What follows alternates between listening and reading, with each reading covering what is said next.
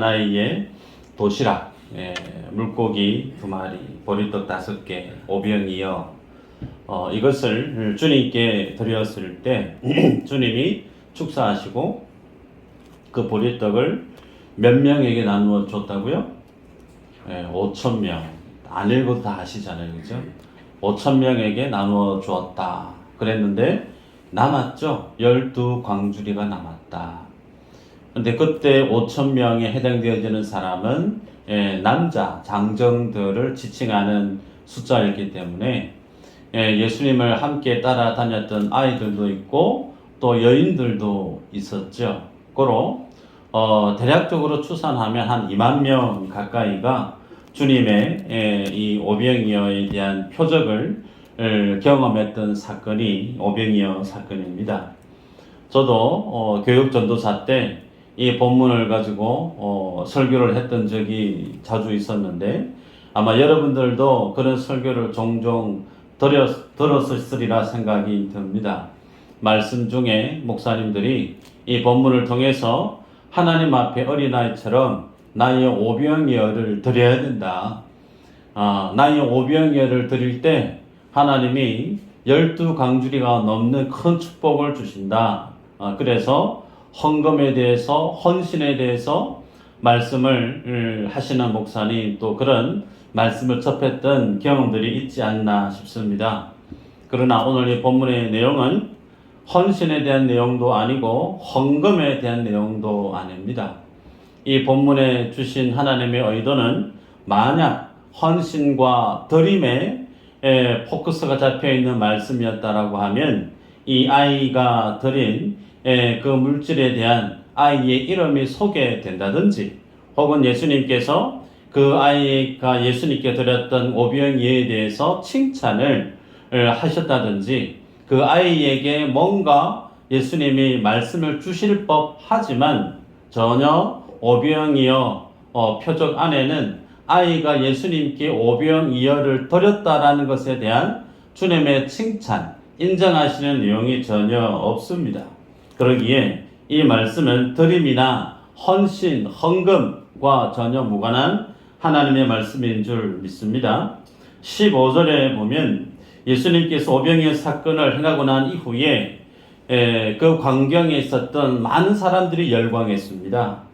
그렇게 주님을 좋아했고 환영했고 열렬히 주님을 따르려고 했던 그 무리들 앞에서 주님의 반응은 그 무리들을 떠나셨어요.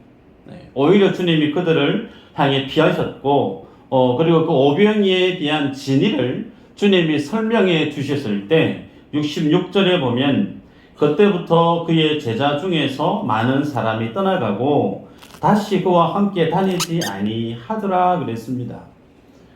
그래서 오병이어 사건 때문에 한 번은 무리들을 피해서 예수님이 도망가셨고 예수님이 오병이어에 대한 사실을 내용을 설명하셨을 때 예수님을 따랐던 무리들이 예수님을 떠나갔던 사건입니다.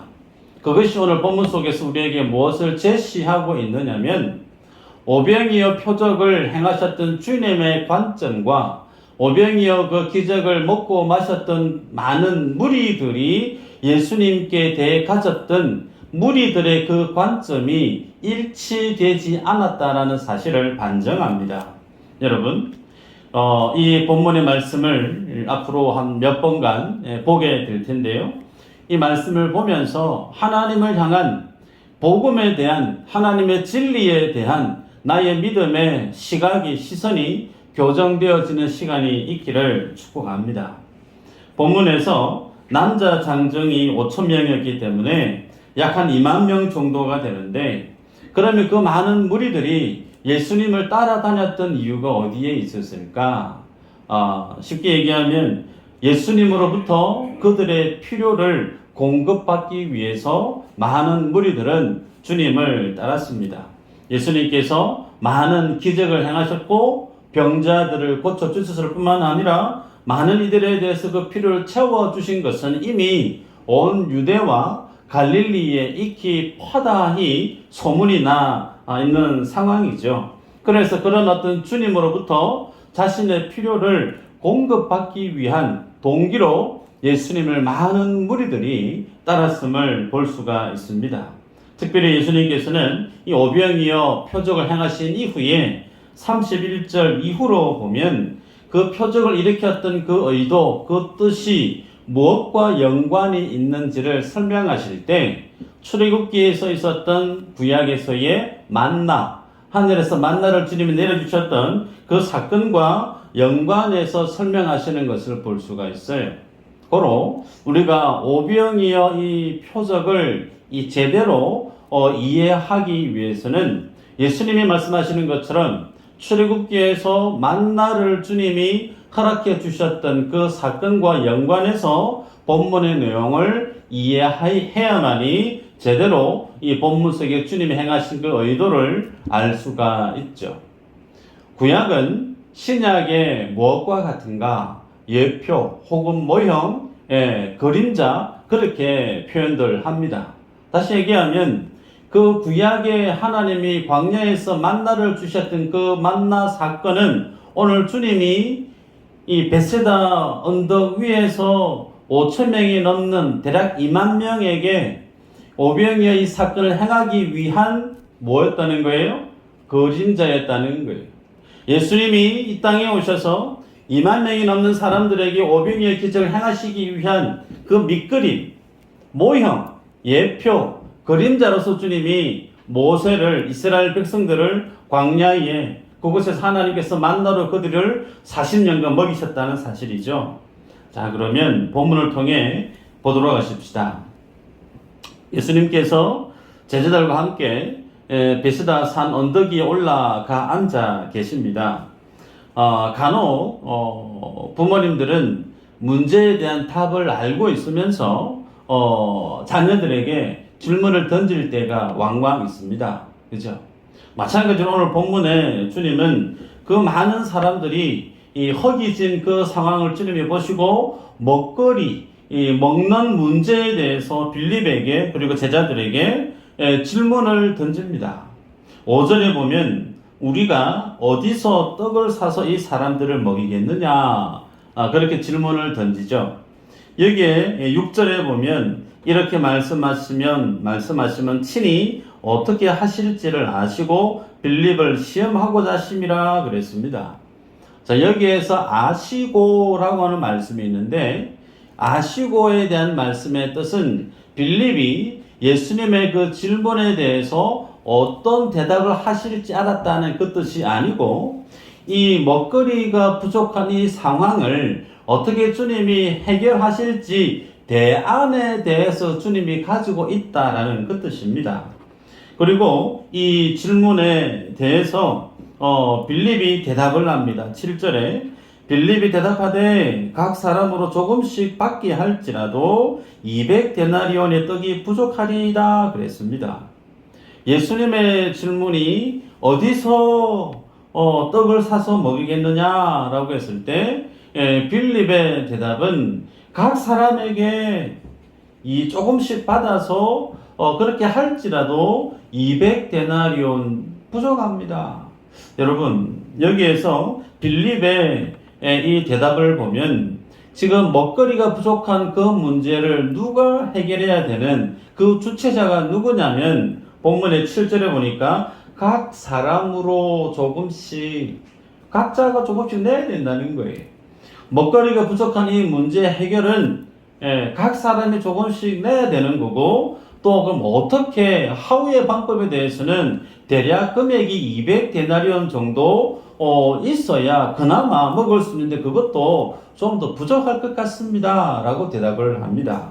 여러분 2만 명이 있는 사람들에게 편의점에 가서 5,000원짜리 도시락을 사서 그들에게 건네주려고 하면 대략 돈이 어느 정도 드냐면 1억 정도 돈이 들어요.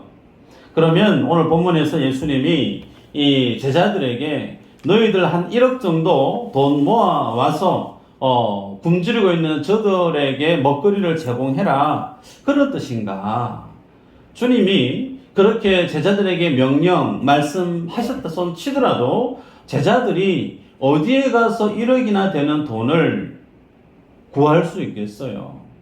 제자들은 우리가 본문에서 보는 것처럼 능력이 없고 그리고 믿음도 한없이 부족한 정말 갈대와 같은 예수님이 그들에게 자신을 의지할 수 없을 정도의 미약한 존재들이 예수님의 제자들 아닙니까?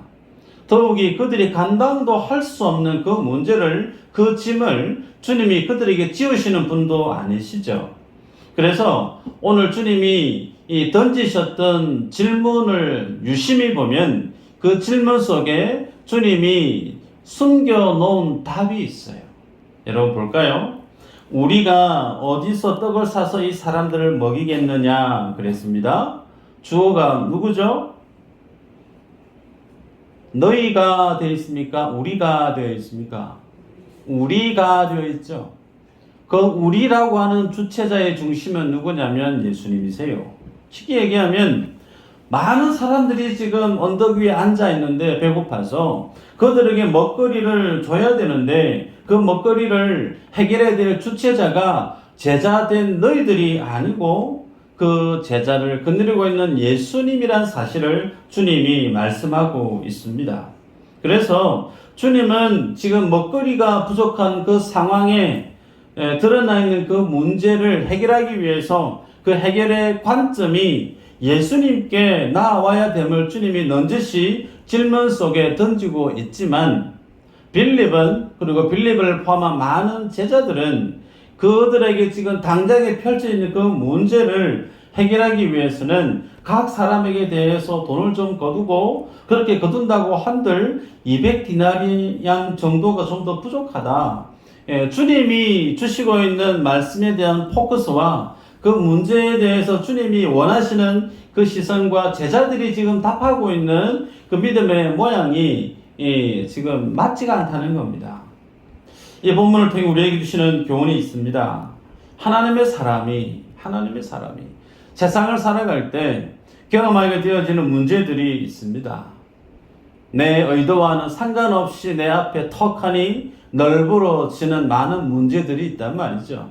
그 문제에 대해서 어떻게 우리가 반응해야 되고 해석해야 되는가? 가장 먼저 중요한 것은 그 문제를 해석하기 위해서 내가 무엇을 바라보고 어떤 시야로, 어떤 시선으로 그 문제를 내가 주시하고 있느냐, 바라봐야 되느냐, 그 첫 시작부터가 중요함을 우리에게 교훈합니다.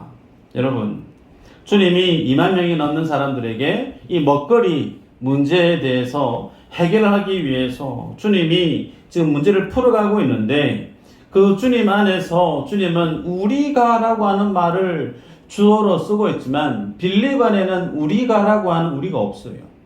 빌립은 그 문제의 해결을 하기 위해서 가장 먼저 무엇을 생각하게 되어지느냐면 각 사람에게 좀 거둔다고 해도 200데나리온 소위 돈이 부족하다. 여러분 삶의 문제가 떡하니 내 삶 발길 앞에 떡하니 펼쳐지게 되어지면 빌립과 같은 많은 대표적인 우리 모든 사람들이 그렇습니다. 내 삶의 문제가 떡하니 돌발적으로 나타나게 되어지면 그 문제 해결을 위해서 가장 먼저 무엇을 생각하느냐면 돈이 필요하겠다. 이 문제를 해결하기 위해서 돈이 어느 정도 필요하겠다. 하우의 방법에 대해서 가장 먼저 인식하게 된다는 겁니다. 우리가 인정할 수밖에 없는 것은 돈은 힘입니다. 돈은 능력이 맞습니다. 그래서 여러 많은 어렵고 힘든 곤란한 상황들을 이 돈이 그 부분을 능히 해결할 수 있는 힘을 지니고 있는 거 우리 다 인정할 수밖에 없죠.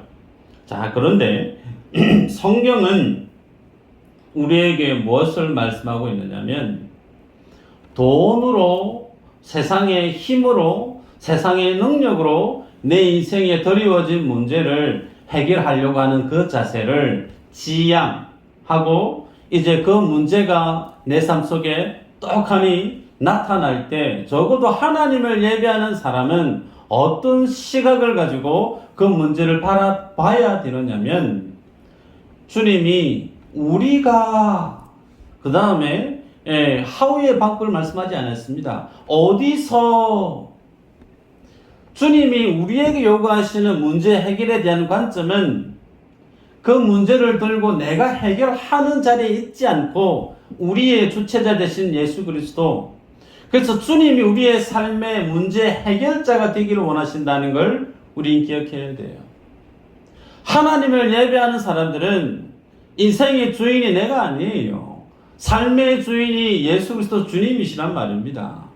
그래서 그 주님의 내 삶의 문제를 친히 간섭하시고 주님이 그 문제를 해결하시게끔 그 주님께 양도 맡겨야 된다는 거죠. 그래서 우리들은 문제 해결자로서 팔 걷어붙이고 전면에 나서서 그 문제를 판단하고 결정하기 이전에 우리들은 뭘 해야 되느냐면 주님 앞에 그 문제를 들고 나아가야 된다는 거예요. 그런데 빌립은 자신에게 드리워진 그 질문과 문제 앞에서 하나님을 찾지 않습니다. how를 먼저 생각해요. 성경은 how가 아니에요. 어떻게가 아닙니다. 성경은 어디, where를 묻고 있습니다. 여러분의 삶에 허다히 많은 문제가 드러날 때 지금까지 어떻게 행동하시는지 잘 모르지만 성경은 우리에게 요구합니다. 명령하듯이 말씀하신 게 뭐냐면 몸이 아프고 재정상의 어려움이 있고 큰 직장상의 문제가 있을 때 그 문제를 어떻게 해결해야 될까? 항상 우리에게는 how라고 하는, 어떻게라고 하는 질문이 가장 먼저 찾아와요. how를 들고 나아가게 되어지면 그 다음에 뭘 보게 되게 되느냐면 money를 보게 됩니다. 돈을 보게 돼요. 그런데 믿음의 시각을 가지고 있는 사람은 문제가 내 안에 턱하니 드리워지면 how가 아니에요. where입니다. 어디로 이것을 들고 나아가야 될까? 내 건강에 적신호가 켜져 있고 자녀의 문제가 일어나고 직장에 어려운 문제가 일어날 때 이 문제를 내가 어떻게가 아닌 이 문제를 어디로 들고 가야 될까? 어디로 들고 가야 되죠? 따라하십시다. 예수 그리스도.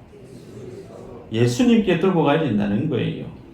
성경은 우리에게 얘기합니다. 너희는 무엇을 먹을까? 무엇을 마실까? 무엇을 입을까? 염려하지 말라. 실질적인 부분이죠. 여러분, 먹는 거, 입는 거, 마시는 거, 돈 없이 가능한가요? 불가능합니다. 먹을 때 돈 필요하고 마실 때, 입을 때 하나같이 돈 필요해요. 그런데 주님은 그거 걱정하지 마라. 너희는 먼저 그의 나라와 그의 의를 구하는 자가 되라 라고 주님 우리에게 말씀합니다. 이 말씀을 통해 주님이 우리에게 무엇을 던지고 계시느냐면 인생의 모든 문제의 그 시작점의 해결 기점은 어디에 있느냐면 아버지께 있다는 거예요. 먹는 것도 마시는 것도 입는 것도 모든 의식주의 가장 그 모든 문제 해결의 기점은 사람이나 힘이나 세상의 방식이 아닌 하나님께 있음을 먼저 인정할 것을 주님 우리에게 명령하고 있다는 사실이죠. 여러분, 그래서 그 주님의 마음과 내 마음이 맞닿아 있는 인생은 먹는 문제에 대해서 생활에 어떤 드리워진 문제, 갈등에 대해서 그 문제를 들고 어떻게 해결하느냐면 주님 앞에 들고 나아갑니다. 너무나 지극히 당연한 내용이에요. 그런데 그 문제를 들고 나오는 경우가 흔한가? 목사로서 교회 목회를 해보면 흔하지 않습니다. 진짜 그래요. 어떤 경우냐면 문제가 드리워져도 내게 그 문제를 해결할 만한 돈이 있으면 새벽에 일어나서 예배하러 기도하러 나오시는 분이 적습니다. 문제가 있어도 그 문제를 해결할 만한 능력이 내게 구비되어져 있으면 걱정이 되지 않으니 밤잠 설쳐가면서 무릎으로 빡빡 기면서 닭똥 같은 눈물을 주룩주룩 쏟아내며 주님 앞에 은혜와 능력을 구하는 성도 만나기 어려워요. 어떤 경우에 새벽을 살고 밤을 사느냐? 돈이 없는 사람. 문제가 있지만 그 문제를 해결할 만한 능력이 내게 없을 때 문제 앞에 나의 모든 가능성이 제로 베이스가 되어져 있는 아무것도 할 수 없는 인생들이 비로소 마지막에 뭘 하느냐? 새벽을 와요. 밤에 오라고 얘기하지 아니해도 스스로 오셔서 하나님 앞에 자신의 마음을 쏟아내는 기도를 시키지 아니해도 한단 말이죠. 여러분, 때문에 우리의 삶들 속에 문제가 턱하니 드리워질 때 우리는 그 문제를 들고 어떻게가 아니고 어디로요? 그 문제를 어디에 들고 가야 될까? 생각에 믿음의 전환이 우리 안에 있어야 됩니다. 고로 하나님과의 관계부터 하나님과의 교제부터 우리는 그 문제를 드려질 때 더욱더 면밀하게 내 믿음의 모습을 점검하셔야 돼요. 말씀 하나 볼까요? 베드로전서 5장 7절 말씀인데요. 너희 염려를 다 주께 맡기라. 이는 그가 너희를 돌보심이라 그랬습니다. 너희를 돌보심이라. 누가요? 하나님께서. 성경은 하나님께서 우리의 삶을 돌아보시는, 더욱더 주님 우리의 인생을 책임져 주시는 하나님이시다라는 거예요. 아멘이실 텐데 그 하나님이 내 인생을 책임져 주시기 위해서 우리가 주머니에 손 찔러 놓고 가만히 있으면 되는가? 그럴 수 없어요. 하나님이 내 인생을 돌아보시고 하나님의 내 삶을 책임져 주시는 분으로 전능하신 능력의 하나님을 내가 만나려고 하면 내가 뭘 해야 되느냐? 뭘 해야 될까요? 말씀도 있잖아요. 너희 염려를 다 주께 맡겨라. 성경은 하나님 앞에 우리의 문제를 맡기라 말씀하시는데 어느 정도 맡기라 말씀하고 있느냐면 하나님 10가지 중에 정말 내가 한 서너 가지는 내가 다 할 수 있는데 저 두서너 가지 저건 정말 내가 힘들어요. 그러니까 나머지는 제가 다 할 수 있고 정말 힘든 거 저것만 좀 더 주시면 좋겠습니다. 참 겸손하고 바른 믿음의 모습인 것처럼 여겨질지 모르나 성경은 그거 아니에요. 주님 우리에게 모든 것을 맡기라 라고 명령합니다. 여러분, 그러면 내 인생의 문제를 주님께 내어 맡길 수 있는 사람 아무나 그렇게 주님께 내 문제를 맡길 수가 있을까요? 여러분, 주님의 그 능력 앞에, 보좌 앞에 내 인생의 문제를 아무 고민 걱정 없이 주님께 내어 맡기기가 쉽던가요? 쉽지 않습니다. 하나님이 내 삶을 책임져 주시는 능력의 하나님으로 만날 수 있는 거 아무에게나 하나님이 그 복을 경험하게 해주시는 건 아니에요. 하나님이 능력의 주님임을, 정말 주님은 신실하신 나의 하나님임을 내 입술로 고백하게 되어질 수 있는 사람은 불과 극소수입니다. 어떤 사람들이 그 하나님의 능력을 내 삶의 내용으로 간증하며 살아야 되어지는가? 맡기는 사람이에요. 누가 맡기는가? 믿음이 있는 사람. 그 주님이, 그 하나님이 나의 하나님으로 믿어지는 사람. 그래서 그 주님께 내가 온전히 믿어져서 삶을 톡하니 맡겨도 전혀 불안감이 없고 주님께 다 맡겼을 때 이제 내 스스로 그 문제를 내가 책임져야 되고 내 힘으로 그 문제를 해결해야 되는 자리가 아닌 주님이 죽이시든 살리시든 성하게 하시든 패하게 하시든 모든 결정권을 주님께 이양하고 난 다음에 주님께 내어 맡겼으니 나는 평안한 거예요.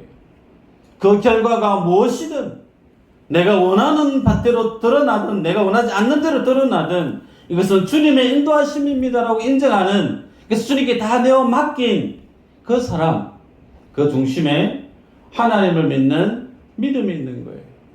결국 하나님께로부터 도움을 입고 하나님께로부터 평안함을 누리고 복을 누리는 인생은 믿음의 사람입니다.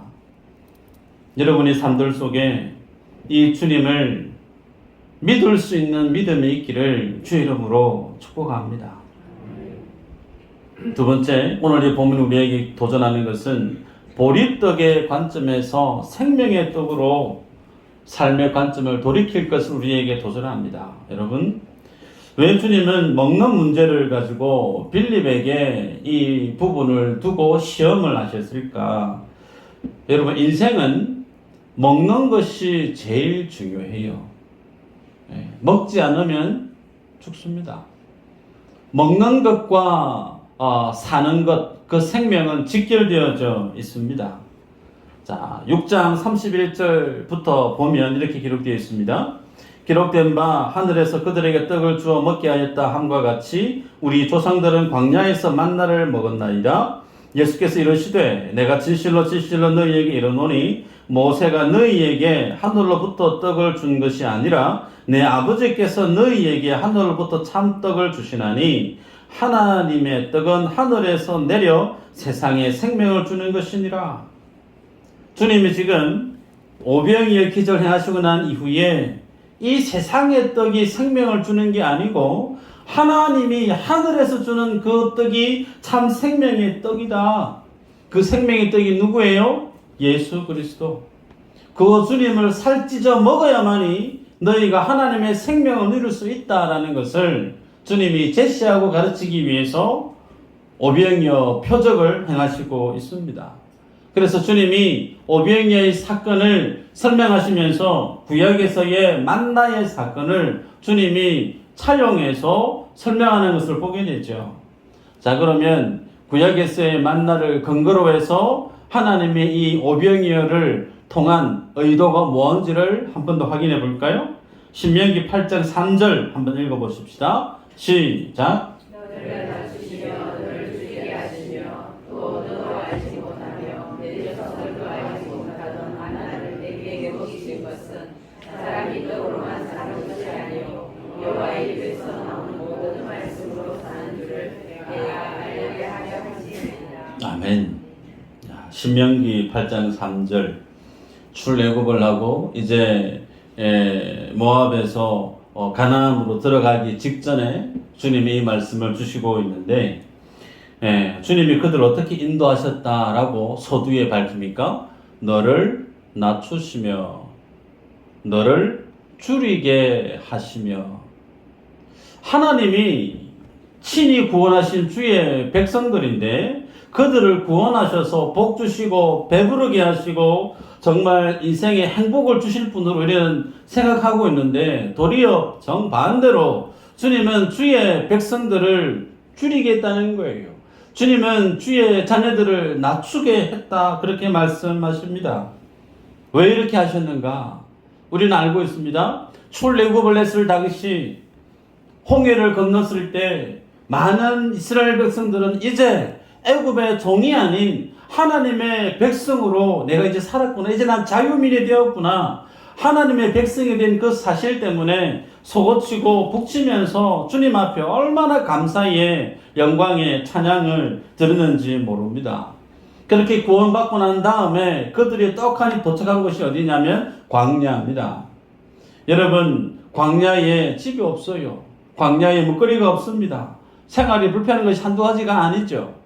젊은이들이 요즘에 차박도 하고 캠핑도 하고 글램핑도 하지만 해보신 분들은 알 거예요. 정말 낭만도 있고 즐거움도 있지만 더없이 불편한 것도 많습니다. 그래서 연세가 들면 들수록 텐트에서 자는 것보다 호텔에서 자는 게 훨 낫다. 아마 다들 공감하시지 않겠나 싶은데 여러분, 그런 텐트 생활을 40년 동안 광야에서 한다 생각해 보시면 여러분, 매일매일 감사가 나올까 쉽지 않을 수 있습니다. 뿐만 아니라 그들 속에 불만이 이제 일어나기 시작하는데 이스라엘 백성들 속에 가장 큰 불만의 요소가 뭐였느냐면 먹거리 문제였어요. 먹는 문제. 그래서 주님이 제발 고기도 좀 주시고 애굽에서 먹었던 것 좀 주시면 불평불만하지 않고 하나님의 자녀답게 내가 좀 더 주님을 예배하고 잘 살 수 있을 것 같은데 이것도 없고 저것도 없고 입만 벌리면 하나님 앞에 불평불만을 막 쏟아내는 거죠. 그때 주님이 그들에게 40년 동안 만나와 메추라기를 매일 주십니다. 여러분, 한 메뉴를 가지고 일주일 동안 먹는 것도 쉽지 않습니다. 사랑하는 와이프가 해외여행을 가는데 한 달 뒤에 옵니다. 그러면서 남편에게 곰탕을 끓여놨으니 마음껏 드세요 하고 와이프가 출장을 갔어요. 그 모습 앞에 야, 나는 이제 한 달 동안 해방이다 라고 기뻐할 남편도 물론 있겠지만 그 해방이다라고 말 이후에 한 달 동안 그 곰국을 먹어야 되는 그럴 분 아마 없을 거예요. 아마 힘들어서 못 드실 겁니다. 여러분, 이스라엘 백성들에게 주님이 그들이 요구했던 먹거리 주셨어요. 그것만 있으면 하나님 앞에 감사, 찬양, 불평 없이 하나님의 자녀답게 잘 살 수 있을 것 같은 그들의 어떤 인격, 그들의 가능성, 주님이 그들에게 그만큼 주셨단 말이죠. 그런데 출애굽 1세대들이 다 죽었습니다. 갈렙, 여호수아 두 사람 빼고 모든 이들이 광야에서 다 죽었습니다. 뭘 보여주고 있는가? 그 모든 죽음의 사건 이후에 좀 전에 읽었던 신명기 이 말씀을 주님이 주신 거예요. 그것을 통해서 주님이 설명하십니다. 인생은 사람이라고 하는 존재는 세상에서의 떡, 그거 먹고 살아가는 존재가 아니다. 하나님의 입에서 나오는 그 말씀만이 나를 살리는 하나님의 생명임을 주님이 먹지 않으면 죽을 수밖에 없는 만나를 통해서 친히 40년 동안 트레이닝을 시켰는데 그 40년 동안 그들이 먹고 하나님의 진리를 알고 믿음으로 승리를 했느냐? 노라는 거예요. 한두 번 사인을 받고 한두 번 교육을 받으면 변화되어질 법도 할 것 같은데 몇 년 동안요? 40년 동안 하나님의 똑같은 메시지를 듣고 있는데 그 메시지 들은 그들이 이제 내가 주님께 순종하겠습니다. 각성하고 믿음으로 주님 앞에 자원함으로 나오면서 바른 믿음의 자리에 섰던 이들이 있었던가? 없었다는 거예요. 다 죽었다는 거예요. 뭘 보여주고 있느냐? 인생은 세상의 떡을 의지하는 한 하나님의 자녀로 살아갈 수 없다는 거예요. 중요합니다. 그래서 주님이 오병이어 기적을 통해서 너희들이 붙들어야 되고 너희들이 먹어야 될 것이 눈앞에 보이는 보리떡, 물고기, 세상 사람들이 열광하고 거기에 먹고 사는 문제에 올인해서 살아가는 거기에 삶을 매몰하면서 그렇게 달려가는 것이 아니고 너희들은 너희를 살리는 것이 뭐냐면 하나님의 생명의 말씀임을 오병이어 기적을 통해서 주님이 가르치고 있다는 사실이죠. 여러분, 하나님의 자녀답게 살지 못하게 하는 가장 큰 걸림돌이 뭘까요? 내가 하나님의 사람으로 살지 못하게 하는 가장 큰 걸림돌, 그것은 가능성이라고 하는 부분이에요. 하나님이 아니면 살 수 없습니다가 아니라 하나님이 없으면 좀 불편하고 그래도 내가 좀 잘 버텨볼 수 있습니다. 분명히 주님은 얘기합니다. 너희 염려를 다 주께 맡기라. 주님 우리에게 다 맡기기를 원하세요. 근데 우리는 주님 앞에 몇 부분만 주님께 맡기고 나머지는 내가 할 수 있습니다라는 거예요. 그 속에 무엇이 있느냐면 세상이 주는 세상의 떡을 갖고 사는 마음이 있다는 거예요.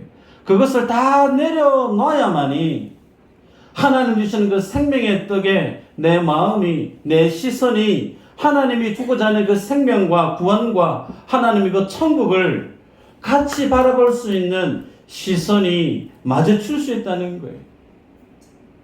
기억하십시다. 성경은요, 다 죽었다는 거예요.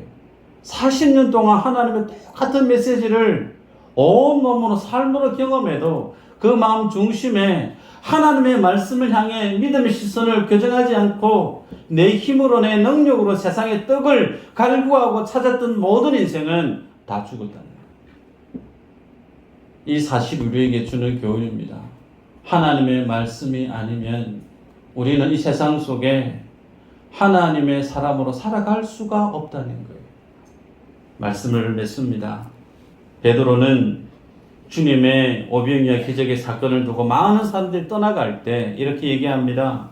영생의 말씀이 주께 있사오니 우리가 누구에게로 가오리까? 누구에게로 가오리까? 그 주님의 말씀을 갈급해 하시고 그 주님의 말씀을 붙들게 하셔서 내가 가지고 있는 가능성도 다 제로 베이스로 만들어버리고 더욱더 주님의 그 말씀 앞에 은혜 앞에 하나님의 바른 관계와 교제를 정립하는 그 일에 우리가 집중할 수 있어서 하나님의 사명대로 승리하는 여러분들 되시기를 주 이름으로 축복합니다. 기도합니다.